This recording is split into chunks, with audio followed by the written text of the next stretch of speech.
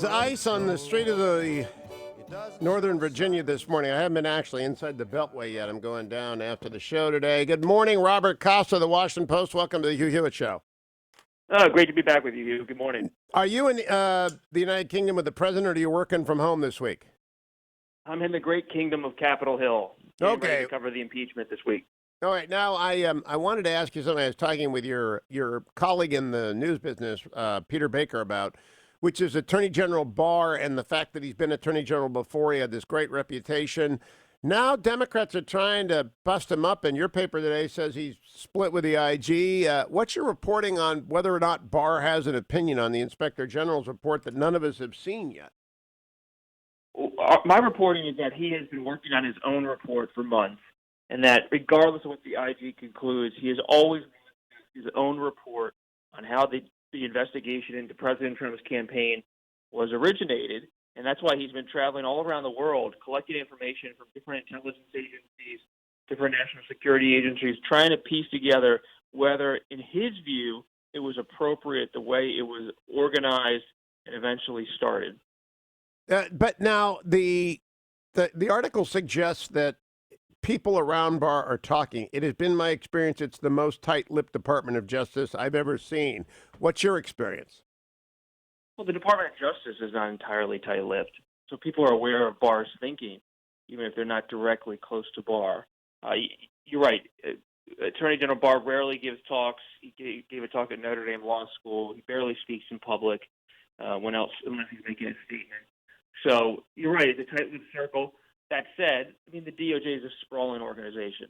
So. Well, and I don't doubt that people have seen the Inspector General's report and they're cherry picking it, and people especially who are slammed by it are out trying to spin it.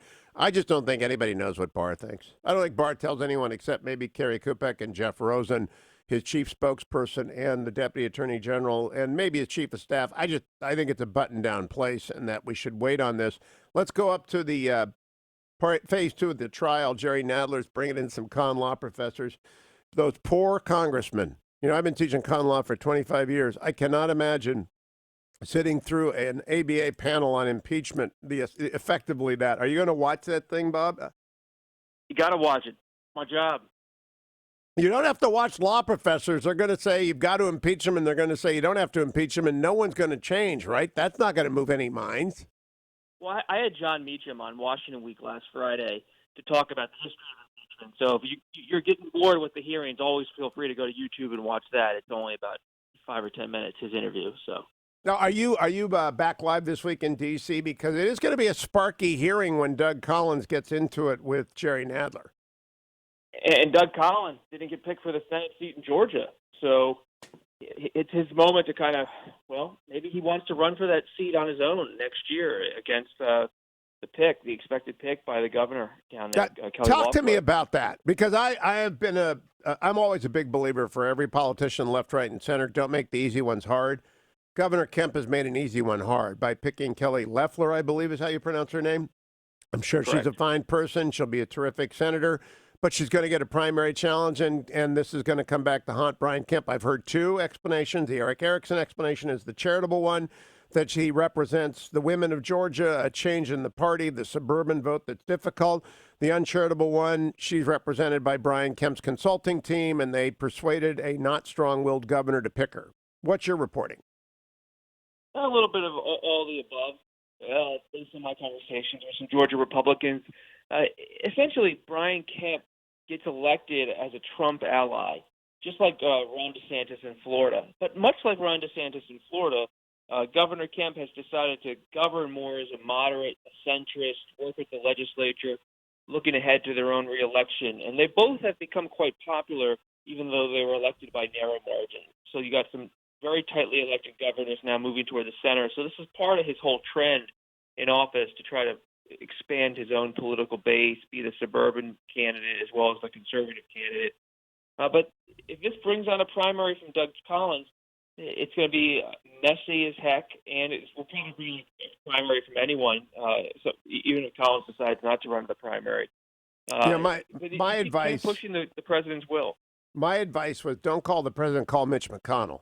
And that's my advice to everybody about anything in Washington, D.C. If you're center right like I am, call up the leader and find out what he thinks, because he doesn't want a primary in Georgia. I think he's actually an agnostic about whoever's in that seat. He doesn't want a primary in Georgia.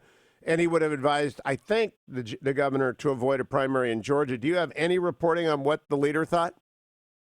McConnell wants to keep Georgia. And so that's why I'm hesitant to say McConnell's against Leffler. I don't have any reporting on that because people close to McConnell have told me he is concerned about Georgia.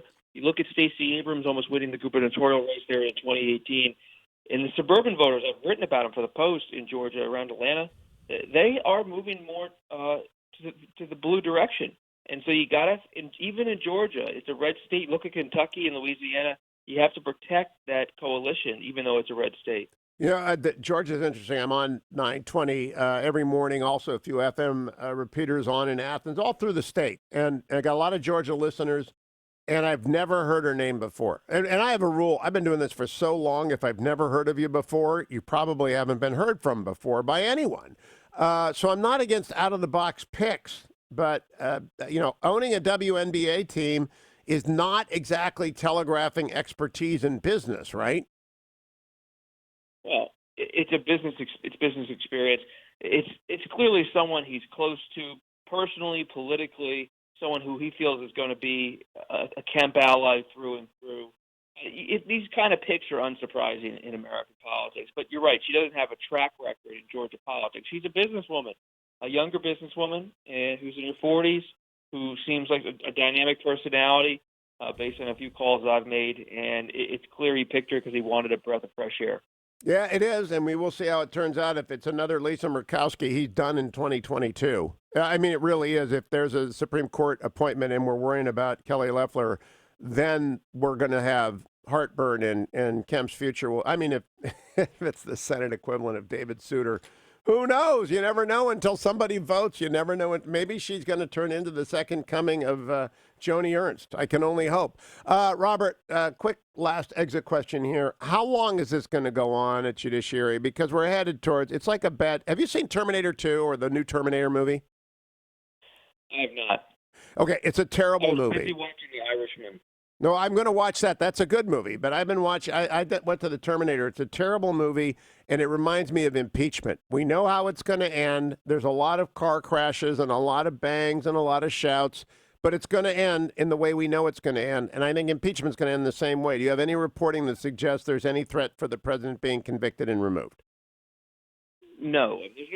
There's no reporting yet that there's even a crack in the Senate GOP that would lead to the removal from office. The question now is, what does this impeachment vote in the House look like? Do any moderate Democrats vote against the impeachment inquiry and against the articles of impeachment?